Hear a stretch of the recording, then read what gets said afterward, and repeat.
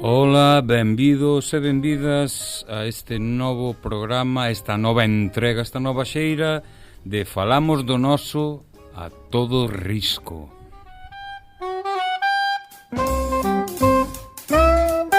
E como se trata dun programa de continuación, porque no anterior xa estivemos a falar da narrativa de risco, concretamente a narrativa curta, temos a continuidade e como sempre tamén a presenza de Toño. Que tal, Toño? Benvido. Moi ben. Digo que os saúdos son lacónicos, pero son potentes, non? Que todo ben. Todo ben. Todo ben. Ángeles, que fará un saúdo tamén lacónico, entendes? Bestial. Moi ben.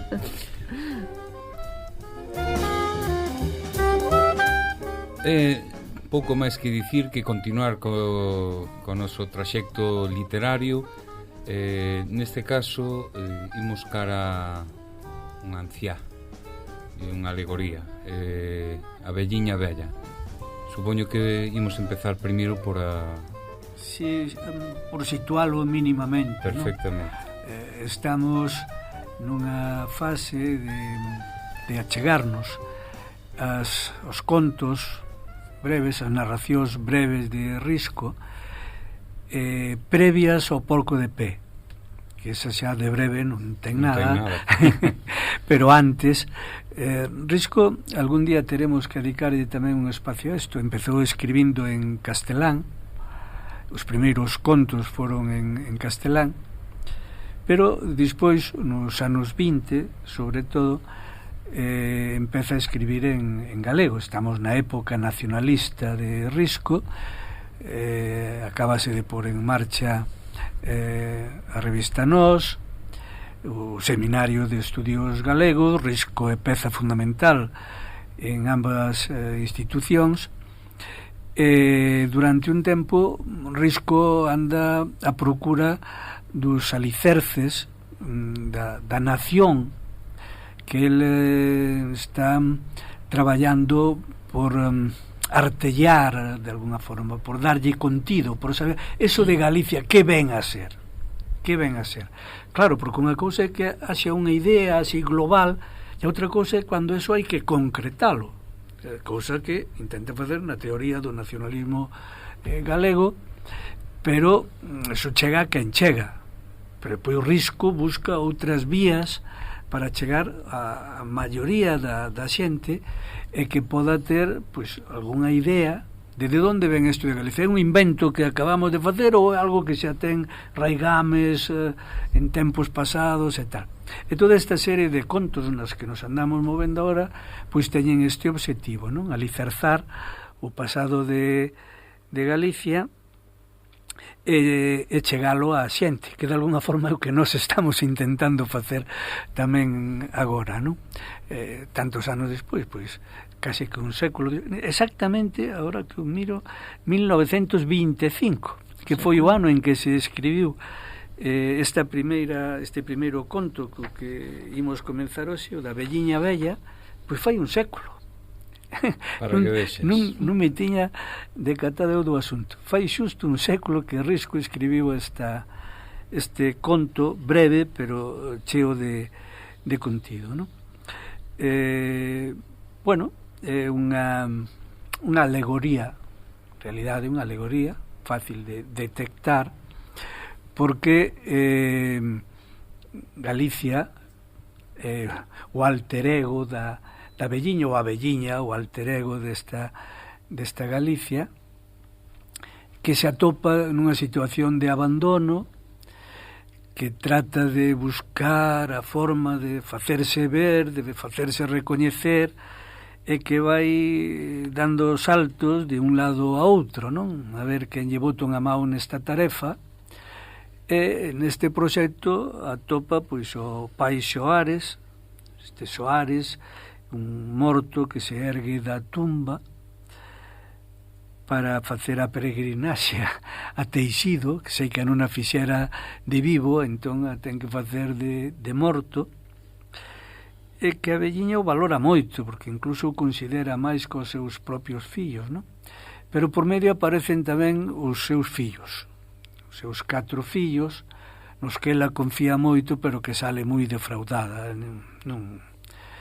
E ao final, pois, terá que botar mão de outras posibles axudas para conseguir, pois eso, recuperar o que tiña perdido, non? Bueno, pues, así, de forma breve, este é un pouco o contexto no que teríamos que situar esa hora. Pero, repito, dentro desta etapa no que Risco está plenamente inmiscuido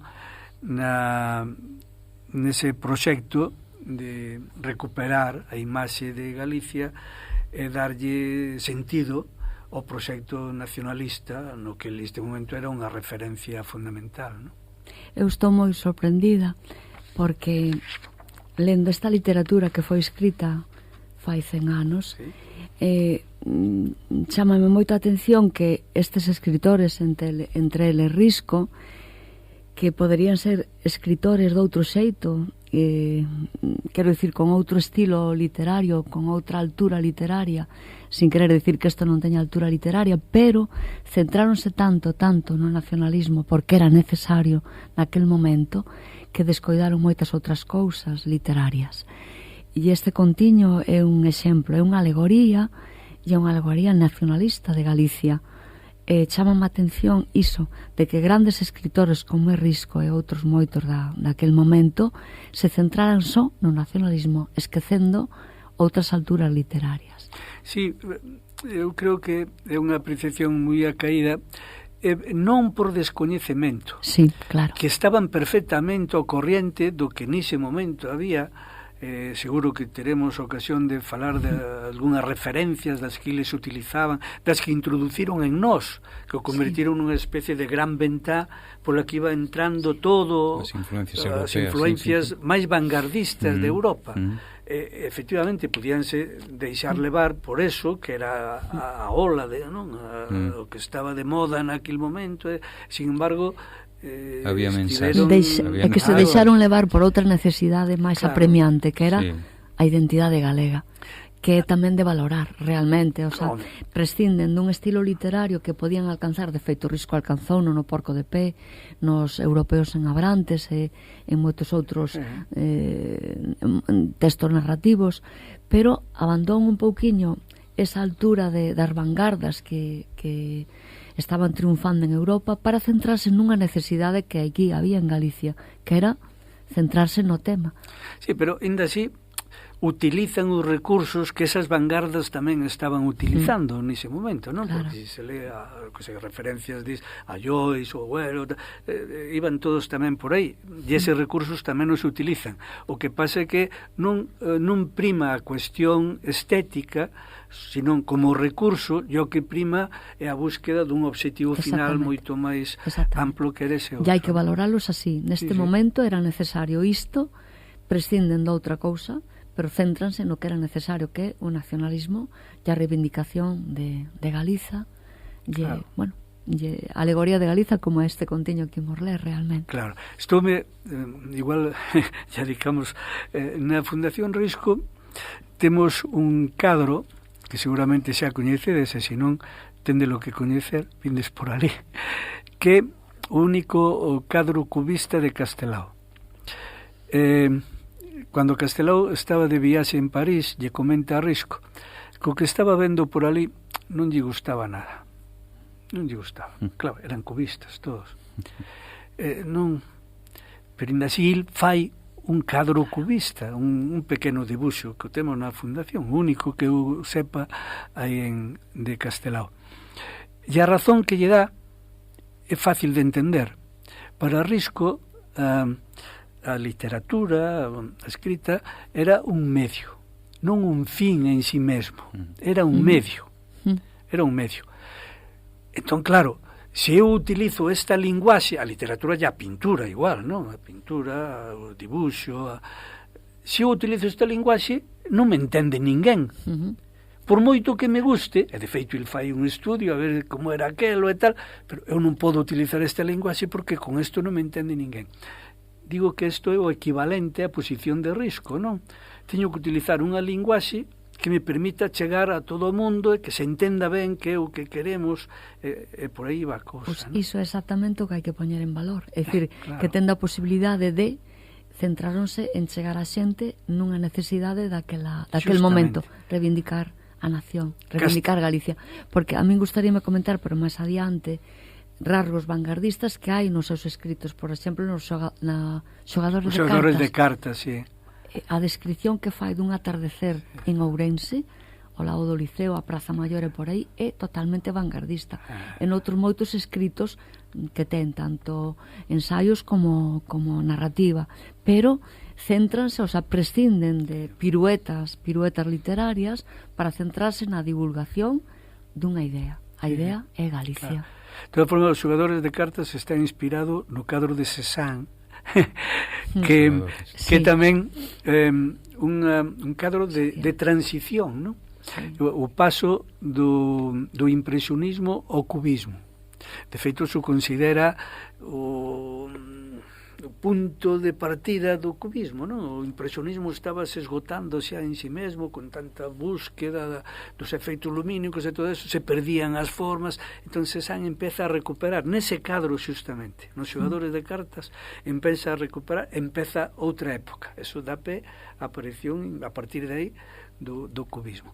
Pero, claro, estes sacrifican o que sería os logros estéticos e tal en función dos logros conceptuais, neste caso e é moi valioso crear a imaxe de Galicia. É para reivindicar e para darlle a coñecer a xente, é dicir, tendo esa capacidade de vanguarda que tiña Risco, el céntrase noutra capacidade que é a transmisión de un coñecemento, claro, unha necesidade naquel momento. Claro, renuncian, ou máis que renunciar, poñen en segundo plano, deixan aí en segundo plano. Sí.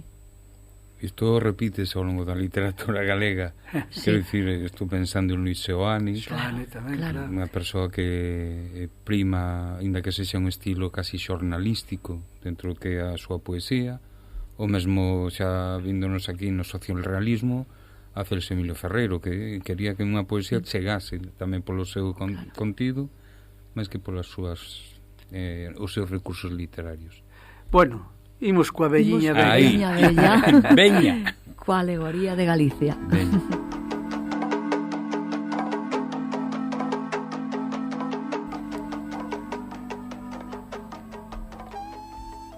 O escudeiro pai Soares, que non fora na súa vida o San Andrés de Teixido, ergueuse na súa cova e tomou camiño para o norte. Camiñando, surtiulle unha velliña bella, branca como o luar, de loito vestida. Pai Soares fincouse onllos no chan e beixoulle os pés. Para onde vas, Pai Soares? Lonxe, cara ao norte, a San Andrés de Teixido. Non entrarás no ceo se aló non vas. Ides soliña e tristeira. Buah, coroa podía levar na miña testa se tiverades fillos que me recadasen. E logo, é certo que o mundo principia unha nova vida? Andan a crevar as vellas madeas. Tamén eu vou a chamar os meus fillos. E a velliña colleu para a vila e chamou á porta dun seu fillo que era abogado. Ai, veño que me defendas no meu dereito. Cal é, logo, o voso dereito? Houve un tempo no que toda esta terra era miña e os meus fillos tamén eran meus. Mais viñeron os meus veciños e fixéronse donos dos meus eidos. E máis asañáronse na miña honra. E trocaron de tal xeito os meus fillos que casi non os coñezo. Nin eles me coñecen a min. Tanto se imitan os extraños. Como ti és abogado, quero que defendas o meu dereito para que me fagan xustiza e me volvan os meus fillos e me volvan o meu casal. Señora, eu non podo defender vosso dereito, que non está escrito en ningún código. Eu non podo defender máis que os dereitos que estean amparados pola lei. E a velliña bella marchou coa alma amargurada pola ruada da orballeira frienta e foi onde seu fillo que era escritor. Onde ti veño, fillo, para que me defendas? Ti escribes nos papéis e os homes escoitante. Ai, fixeron unha injustiza tan grande e tiraronme o que era meu. O meu fillo abogado non me quere defender, porque o meu dereito está nos códigos, mas ti has falar por min, para que a xente faga leis que me amparen. Señora, a xente dame tino, porque lle falo do que ela quer. Quen ten que ver co noso dereito? Eu non podo defender, senón perderei o creo. E a velliña bella marchou coa alma amargurada pola rúa chuviñenta. Marchou petar a outra porta e foi ver a un seu fillo que viñera das Américas con moito diñeiro. Aquí veño, onde a ti, porque os que me podían defender desbotáronme. Non queren pedir para min xustiza, nin vingar as aldraxes que me fan. E que me ven pobre, mais ti darásme cartos e erguerei todos os meus fillos atrás de min. Señora, eu teño que atender cos meus cartos as obras que traio entre mans. Eu fago escolas, asilos e hospitais que pasman a xente e pregoan o meu nome. Se eu vos dera tino, quen me iba a chamar gran filántropo? E a velliña bella fuxiu da vila e principiou a andar por unha corredoira enlamada. Ao pé do camiño atopou a un dos seus fillos que era labrego, traballando nun eido. A velliña bella faloulle: Ai, fillo, eu tiña terras e xa non as teño. Tiña fillos e fillas e os fillos déixanme. Adiven a pedir xustiza, pecháronme todas as portas. O labrego escoitaba moi atento, botado para diante, apoiado coas dúas mans no legón. A velliña bella seguiu: Andiven na vila petando a todas as portas. De todas me botaron. Agora veño onde a ti, que me has de defender contra todos. Se ti queres, recobrarei as miñas terras. Os meus fillos voltarán onde a min e tornarei a ser o que fun. Señora, o que vostede lle pasa lévame lástima. A fellas que me leva. Mais neste mundo cada un goberna a súa vida e procura do seu. Vela aí está. Se viñera un goberno que quitara os foros, que quitara os caciques, que quitara os trabucos... E revolveuse e seguiu sachando no eido. E a velliña bella, magoada e tristeira, foi andando. O escudeiro pai Soares tornaba da súa romaxe en procura da súa campa na igrexa da aldea.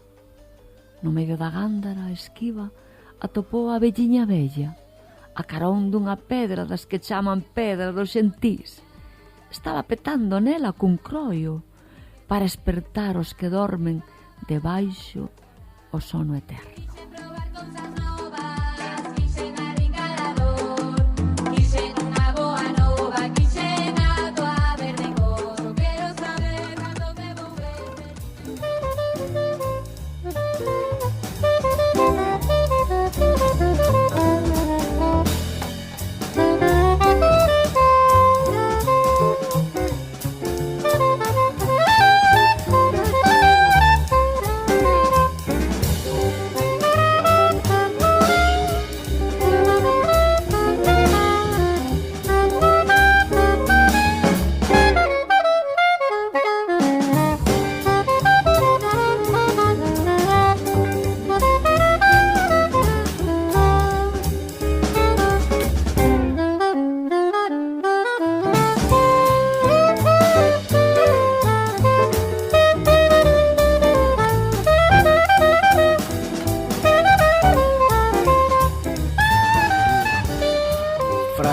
este que pasa por ali e dos fillos que tiña máis achegado. Por certo, un repertorio bastante variado de fillos, non? Pero non atopa moita axuda. E cando volta o crego, xa fora se entende a Teixido, ven de volta, pois ela está nunha actividade que en principio chama a atención. Esa actividade está petando nunha pedra para espertar os que dormen debaixo das pedras, que son os mortos. Se os fillos vivos, como é un abogado, un escritor, non axudan un labrego, un indiano rico, non axudan para recuperar esa Galicia que dicen que están aldraxando e que lla roubaron, non se sabe quen, pero é toda unha alegoría, das a entender, obviamente, e os propios fillos non lle axudan a recuperar esa terra que lle están roubando. Nin o abogado, Carleis, nin o escritor, ca súa palabra, que pode usala para unha reivindicación, nin o adiñeirado, o indiano, que ten cartos e que podía empregalos para recuperar unha Galicia que se vai marchando nas más de non se sabe quen, nin tampouco un labrego que está afincado na terra cavando eido. Despreocúpase, escoita a vella, dice non che podo axudar, pero sigue cavando Galicia, pero non lle axuda. Peta nas pedras a ver se veñen na súa procura os que están debaixo das pedras. Os mortos. Claro, pero en concreto eu creo que Risco fai alusión, sin dicilo, uns mortos moi concretos os que aluden outros contos desta mesma época, o pasado celta do país, que son os que aparecen sempre en contraposición cas mouras e os mouros e todo isto, e que os que recurre para botar man do país, non? Tristeza grande se temos que recurrir ao pasado celta para recuperar unha Galicia que se vai perdendo, pero ese pasado celta ofrécenos as pedras, o rito das pedras, que é o perdurable, o que une entre si xeneracións, o que perdura por enriba das persoas, non? É interesantísimo ver, aparte desta reivindicación de recuperemos esta Galicia que se nos vai e que ninguén a quere recuperar, esta velliña intenta pero ninguén lle axuda, pero é moi interesante ver ese poder que teñen as pedras. E na actualidade, se recorremos Galicia, hai cantidad de sitios que teñen pedras sacralizadas neste momento, pero que antiguamente tiñan unha serie de ritos celtas. As pedras sempre, na súa forma natural, teñen a pegada dos deuses, posteriormente de todos os santos, porque foron cristianizadas, e a man que nos pode amparar, simbolízannos, algunhas pedras teñen cantidad de propiedades, unhas voan, outras móvense, a pedra da Valar de Muxía. Non temos que ir tan lonxe, hai que ir solo a pouco máis de 5 kilómetros de aquí. Santa Mariña está chea de cultos litolátricos, non? Exactamente. Todo o culto a pedras que hai ali en Santa Mariña teñen que ver con esta tradición de...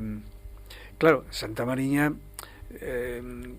se acaso se nota máis porque despois hubo un intento moi descarado por sobrepoñer a ese culto litolátrico outro culto, o culto cristián, non? Por eso hubo un proceso sistemático de cristianización de todo iso. Pero tanto as pioucas como os fornos, como a pedra do Carballo, como a Santa de Pedra, como eso eran pedras que tiñan significado propio, que despois se as dotou de outro significado, pero en un proceso clarísimo de sustituir un culto tradicional por outro culto novo, pero todas elas son aí en Santa Mariña, hai un conxunto, un ritual litolátrico tremendo, non? En toda Galicia.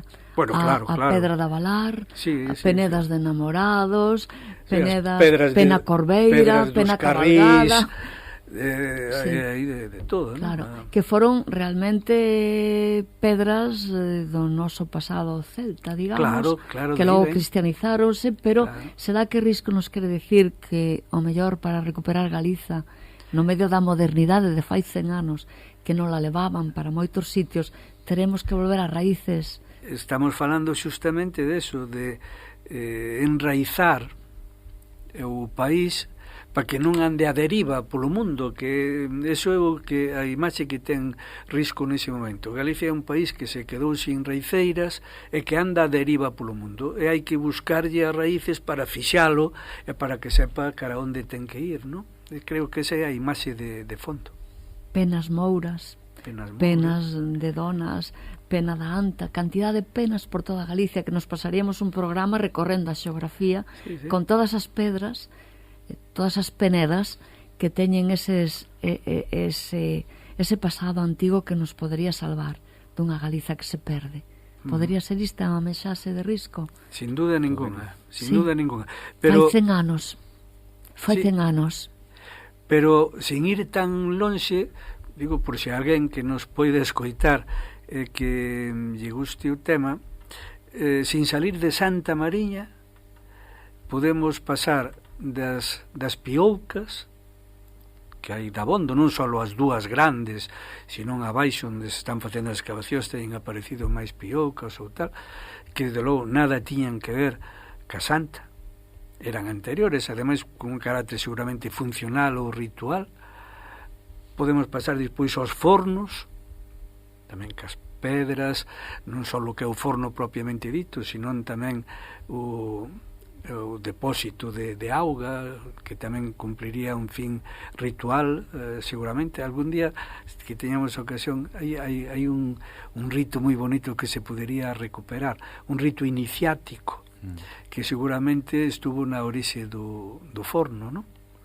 A pedra da Santa. E a pedra formosa falaches dela, non? A pedra formosa é a parte que delimita o espacio sagrado, digamos, dos fornos. Por certo, que é unha pedra que hoxe está peraltada. En orixe era moito máis baixa, tiña apenas medio metro, con dúas bichas aos lados, para protexer a entrada o que sería o espacio sagrado.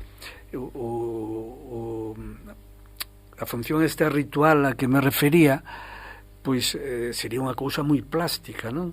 O iniciando que entra ali cando cumpre, digamos, a maioría de idade, entra neno e sale home, eso de adolescencia e tal, entra neno e sale home, non? Entra de branco, lle cae o sangue dun animal que se sacrifica arriba e sale agachado por esa porta pequeniña de apenas medio metro, en home, convertido xa en home, e purifícase no estanque ese pequeno que hai ali ao lado con auga. A pedra está aí tamén presente nesto. O outro penedo, o da Santa, claro, a imaxe esa, por certo, pouco agraciada, que hai na Santa de Pedra, que é unha imaxe do 18, bueno, está sobre un penedo que tiña tamén unha función ritual. A xente iba ali para curar os males de oídos, porque o penedo ten unhas formas así ocas, con auga, aurículas, e a xente con forma de orella, de pabellón, claro. mollaba ali as maus para bueno, depois lle colocaron a Santa por riba, o penedo a Santa, pero claro, iso tiña outras funcións. E cerquiña dali hai unha zona tamén de petróglifos. Non sei por que digo petróglifos, porque está moi bendito. Sí, xa sei que está moi bendito, pero eu critico, entón non sei por que estou utilizando a palabra. Olha. Sí, xa sei que o normativo é petróglifos, pero eu sempre dixen petróglifos e non me acaba de... Tampouco atopo un motivo claro de por que debe ser así. É algo parecido de pulpo e polvo. Algo parecido. Eu non acabo de entender por que polvo é máis normativo que pulpo. Non o acabo de entender. Etimolóxicamente non hai ningunha razón. Podémoslo discutir. Bueno, non é o caso ahora, pero bueno, estábamos justamente no que ti dicías, Ángeles, no de buscar os alicerces do país, non? A min, de verdade, vos lo digo, non son unha gran experta nesta literatura, en Risco, concretamente, pero chamame moita atención que, para min, o mellor do conto non é esa peregrinaxe que fai a velliña recorrendo a axuda dos diferentes fillos que ela ten. Para min este final este final, cando todos lle dan a negativa, ela peta nunha pedra. Buscando o que hai debaixo da pedra. Buscando unha solución, que lle falen os que están debaixo da pedra, non os fillos que están vivos. É a pedra dos xentís, non é unha pedra cristianizada. Eso quere decir que é a pedra dos antepasados paganos.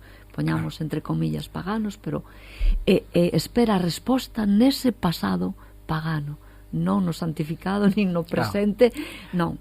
O máis abaixo o que se pode chegar, o máis abaixo é perdurable, claro. O que se pode chegar é que é a base fixa na que poder asentar o novo país. A mí sempre me leva isto do mundo do profesorado.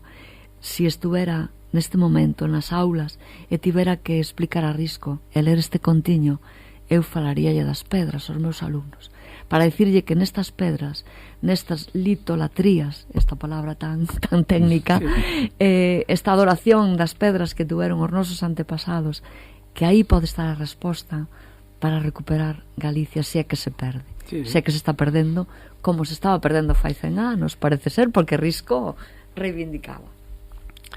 Na trave... No, eu digo, ven as clases para dicirlles iso, a ver que lle soa isto da litolatría. Pero explícaselle... Lizos, pedra, latría, adoración das pedras. No. E que ven dos nosos antepasados. Logo os nosos antepasados cristianizaron todo, pero aínda sin cristianizar, a velliña está tocando nunha pedra dos xentís, dos paganos, non unha pedra cristiana. Logo cristianizaron todo, e aí é onde pode ter a resposta dunha Galicia que se perde. Mais confianza cos seus fillos, que mira que cousa máis achegada non hai, non? É que incluso co crego, non? Que ainda que este está máis próximo a ela cos fillos, pero claro, tamén un pouco non cumpliu cos seus deberes, ten que ir de morto porque non foi de vivo. Está pendiente da romería, San de Teixido, máis que darlle unha resposta á velliña. Sí, tampouco é unha axuda así moi definitiva.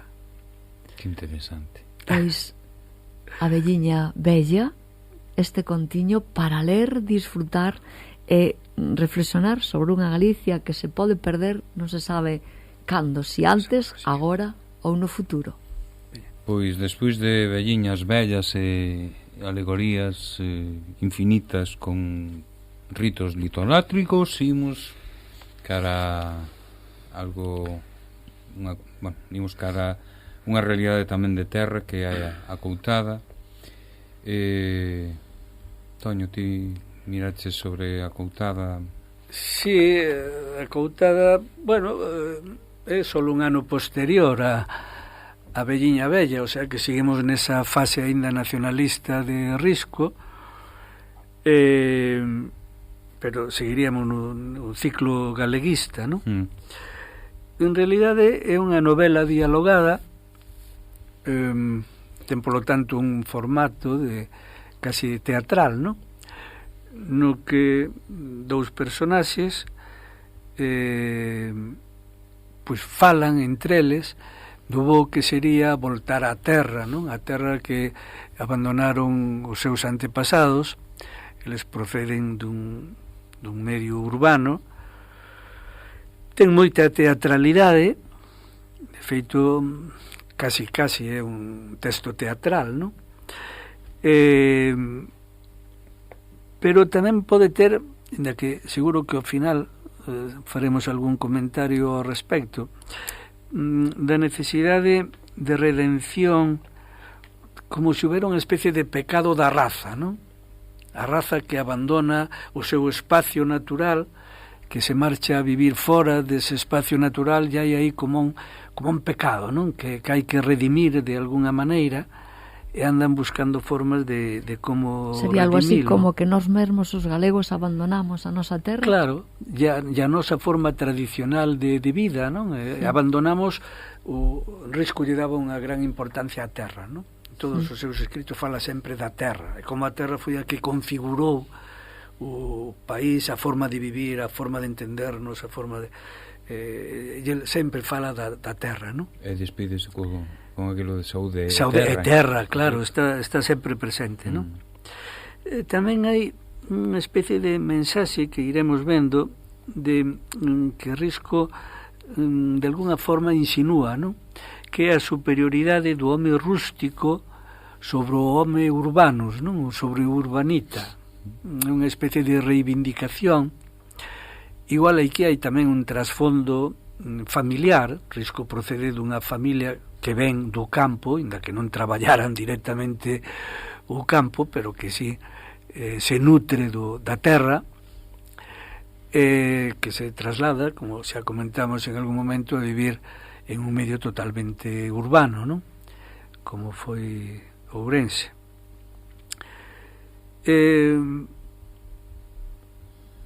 Bueno, hai un intento de... A coutada ven sendo como unha especie de útero protector, non? Donde hai que volver para estar a bo cubillo. É un espazo pechado. Curiosamente, ahora imos ler un fragmento da coutada, non todo porque sería imposible, pero imposible, vaya, non tería moito senso, pero o único que queda que me chamou moito a atención fora dos límites da coutada é o muiño. O muiño que está ao lado do regueiro, que cruza pola coutada, pero o muiño queda fora dos límites da coutada, non? Ese espacio que hai que volver para sentirse protegidos, para sentirse no propio espacio.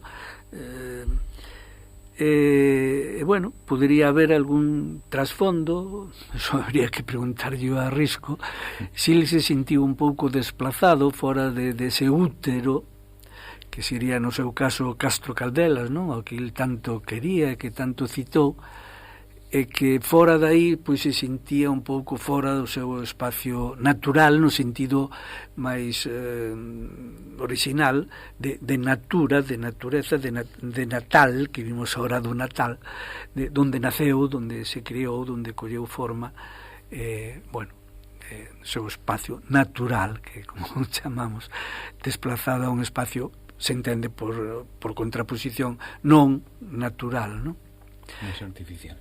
Eu supoño que non somente Risco sería o que perdeu ese espazo por vir á cidade. Sí, claro. Moitos galegos sentiránse identificados coa lectura desta obra, a coutada, porque ese espazo paraíso terrenal, non? Que pode salvar a nosa identidade.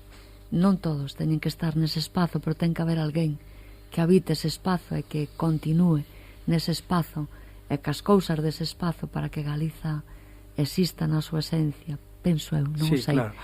Bueno, a escenografía sí. é moi sinxela, non? Por unha parte Eladio, que fai o papel de marido, pois trata de convencer a súa muller, Minia, os dous viven na cidade, do bo que sería voltar a coutada, a ese espazo do que procedía a súa familia e que abandonaron para irse a vivir a cidade. E o que encontraría ali, o que vamos a ler agora, pois non son máis que argumentos que utiliza o personaxe o protagonista, Eladio, para volver a coutar. Para intentar convencer a súa muller do bo que sería volver a coutada, non? Dice o protagonista, teño aquí unha: iremos a coutada, seremos labregos, e os nosos fillos han ser labregos. Pensaremos en compartir e en cumprir coa lei de Deus na nosa casiña. Seremos como irmáns para os nosos veciños, mas non seremos soberbios e non nos emordar como salvadores do mundo. Seremos abridores de vieiros novos. Isto lle di a súa muller. Claro, eso eu creo que... É potente, verdade? Claro, é un pouco para sair ao paso de algunha lectura que se poidera facer de que, como se fora un retroceso, ¿no? Volver atrás. Non. Desde aí sairemos a vieiros novos. Sí. Vieiros novos. Sí. Para evitar esta lectura que podía resultar un pouco sentencioso de ir cara atrás, ¿no? Bueno. Sí. Mirad isto tamén. O noso mundo é o que cingue o muro da Coutada, porque a Coutada, como tú ben dices, un cerco, sí. era un espazo con un cerco e o único que estaba fora do cerco era o muiño. Un muiño. Esta realidade é unha realidade moi galega. O muiño está como nas aforas de todo, das aldeas. E dice o protagonista: o noso mundo é o que cingue o muro da Coutada. Como o mar, océano cingue os continentes. Para que ollar máis lonxe se aquelo abonda para nós? Que ben falaba Eladio, por Deus. É bestial. Que ben falaba. A min Eladio. encántame. Sí, encántame. Bueno, pois Podemos escoitar Eladio, non? podemos ler un fragmento, sí, da obra. Perfecto. Tócache a ti, Antonio. Tócache a ti que eres o protagonista da Coutada. Sí, podémoslo fragmentar, porque non é que sea moi longo, pero, bueno. Na Coutada hai todo canto se pode precisar. Boa casa, grande, para media dúcia de familia. Porta de arco, aberta nun muro de cantería, con almeas, que pecha o eixido. A casa fai 7. Unha parte ven dar en riba do camiño. A dereita da porta, con 2 fenestras de pedra, de armas, no medio. Nunha de aquelas fenestras afeitaba meu tío as barbas. E a de onde dormía unha sala grande. Estou no vendo coa face chea de xabón, pasando a barbeira por unha badana tirante para afiar. Isto non o digo conto, pero seguro que hai moita xente que pinta isto da badana. As navallas de afeitar afiábanse sobre unha badana, unha peza de coiro, non? Unha especie de correa. Sí, de correa. Que te busca andar ca badana tamén. É unha imaxe preciosa, ve, o tío. Ali na...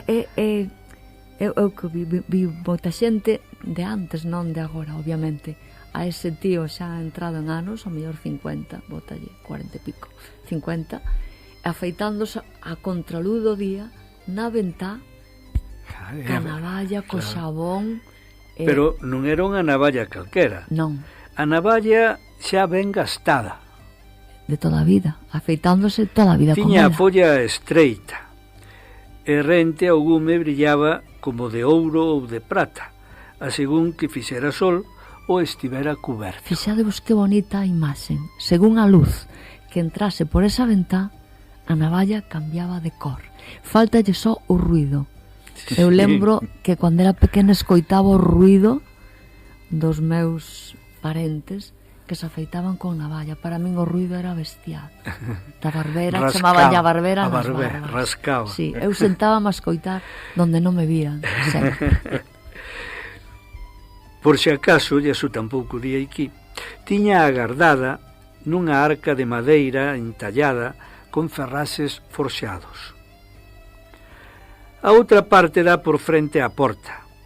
Nas dúas vai a solaina de pedra labrada, con tellado saledizo, con columnas, e descansando por abaixo en arquería. Por frente a parte que dá ao camiño, a corte, a palleira. Na palleira íbamos a hora en que o tío se deitaba despois de xantar ás 12. Como cheiraba a erva, e como mallaba a calor ao mesmo tempo que lle pruía a o sangue a ferver no bafo ardente e perfumado da palleira. Pois debaixo da arcaría, corte, galiñeiro, forno, cociña, celeiro, tulla e bodega.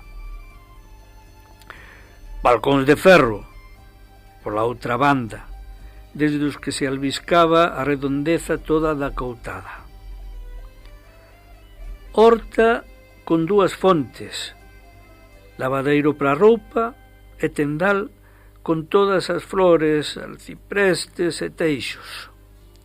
Todo arredor terras de millo e de pan, naveiras e cortiñas con patacas. Abaixo, no fondo, lameiros, corregueiro polo medio, e de outro lado monte con leña e toxo, cesteiras, soutos, liñares. Hai 2 teares para tecer na casa e por parte viñas na ribeira. Que máis queres? 2 xugadas de bois e 2 carros, 3 vacas, 2 de leite, con cría, porcos, abenza, cabalo, 2 pollinos, pitas, gansos, cans.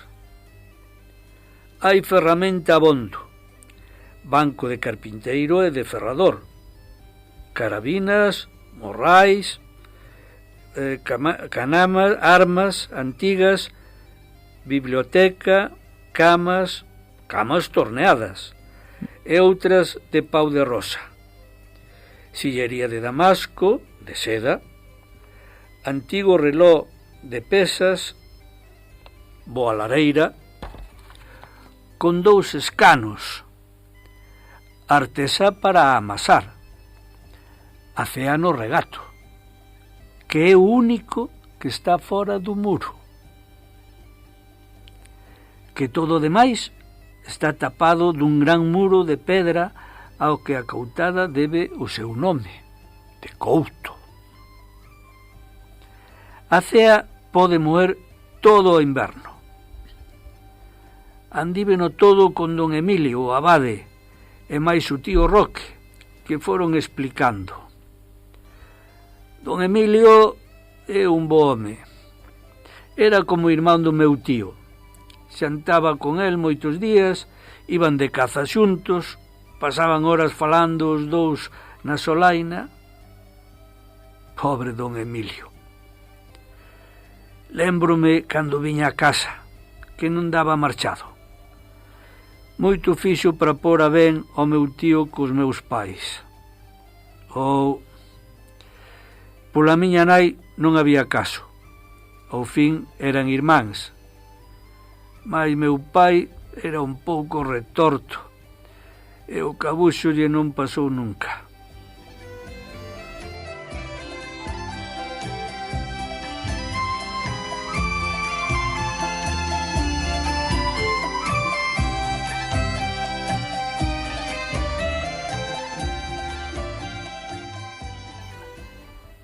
Non me digades que esta Coutada unha fotografía perfecta dunha Galicia que existiu e seguramente existe, o que pasa que non hai herdeiros xa que veñan a traballar a Coutada.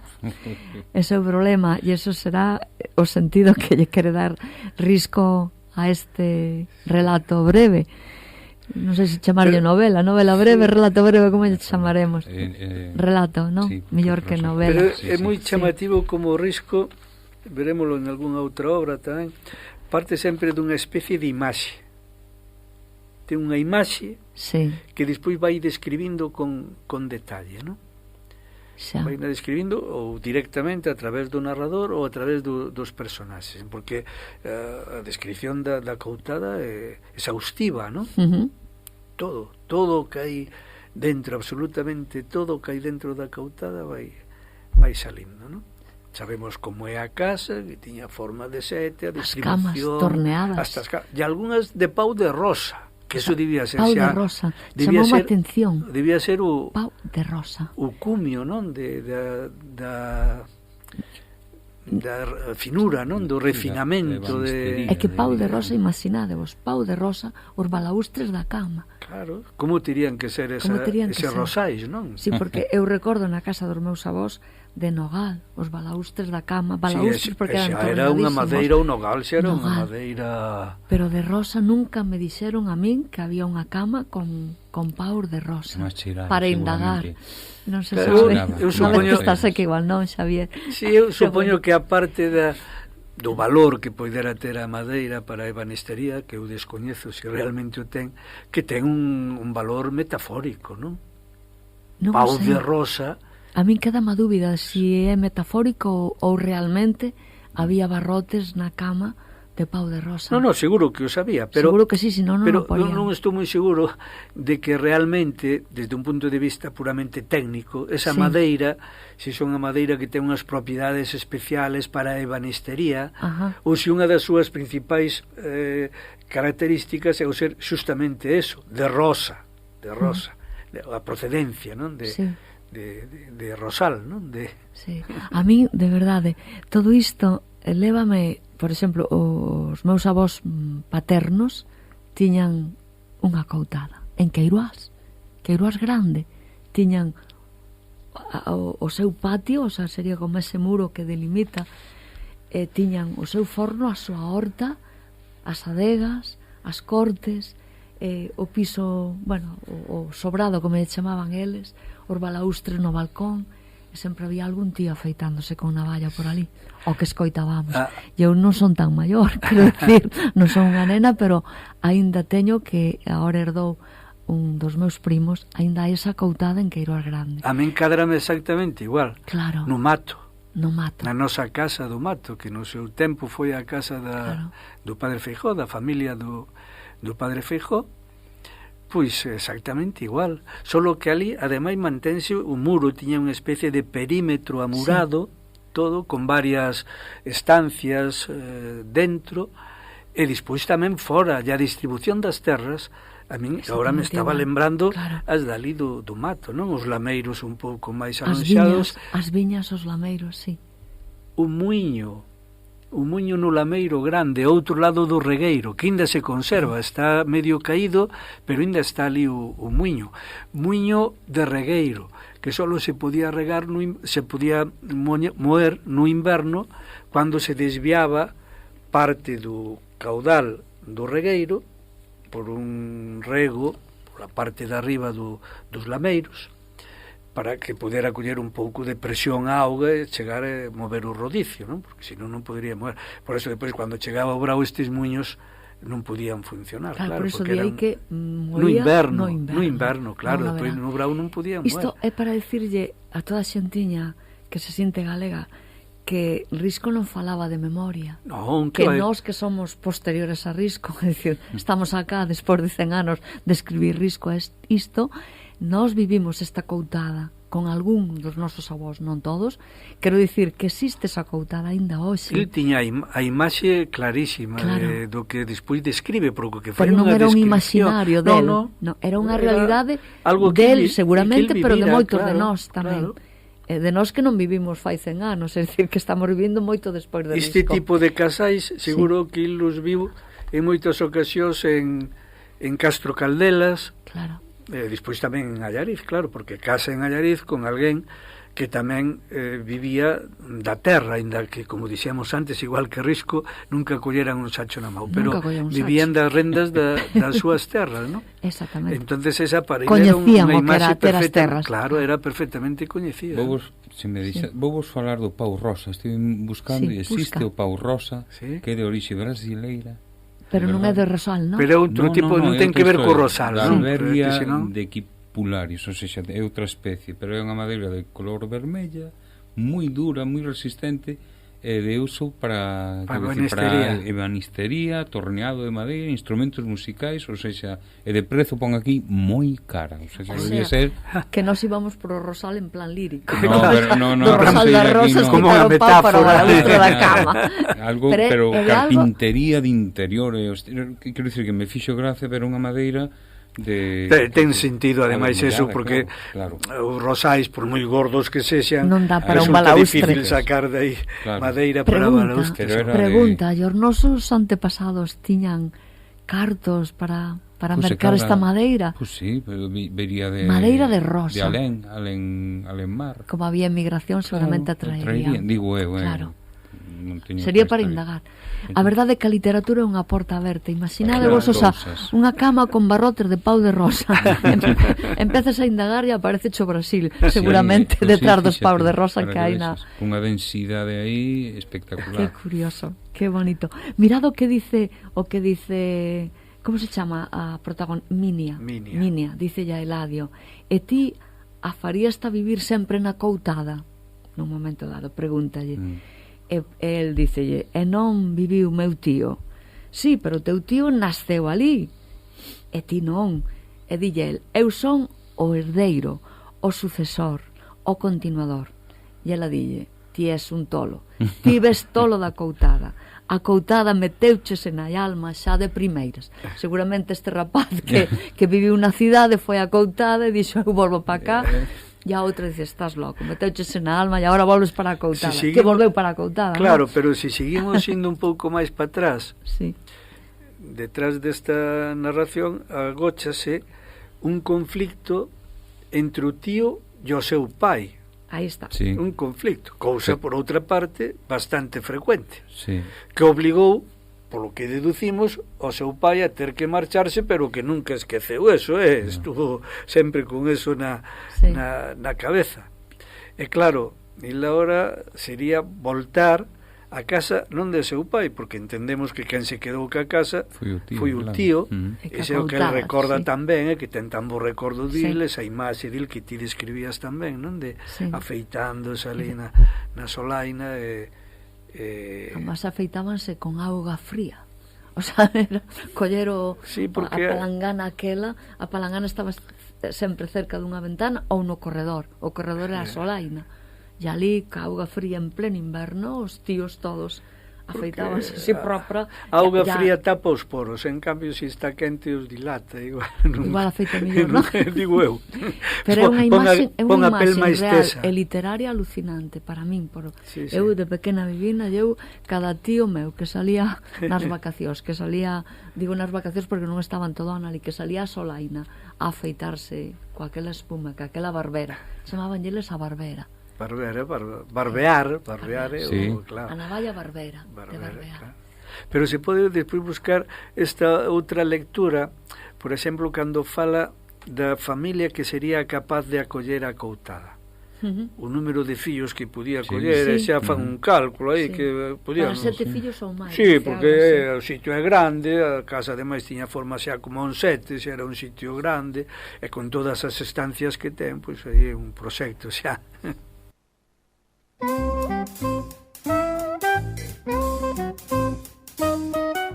Pois ata aquí chegamos nesta entrega de narrativa intensa, de narrativa curta, pero con moito celme. Sempre emprazándovos a que, bueno, primeiro que sexades curiosos coa obra de Vicente Risco, porque ten moito que dicir, e para que non se escoitedes na próxima xeira, na que faremos o noso, digamos, será o colofón da narrativa breve con dúas sobriñas que son o señor feudal,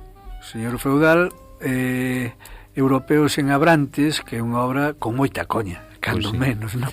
Pois anda co señor feudal, que as súas casiñas locas. Pois con esta valoración, con este ánimo de volver respirar el era Vicente Risco, deixámosvos. Ata logo entón, non? Ata outra ocasión. Exacto. Todo Risco, toda Galicia.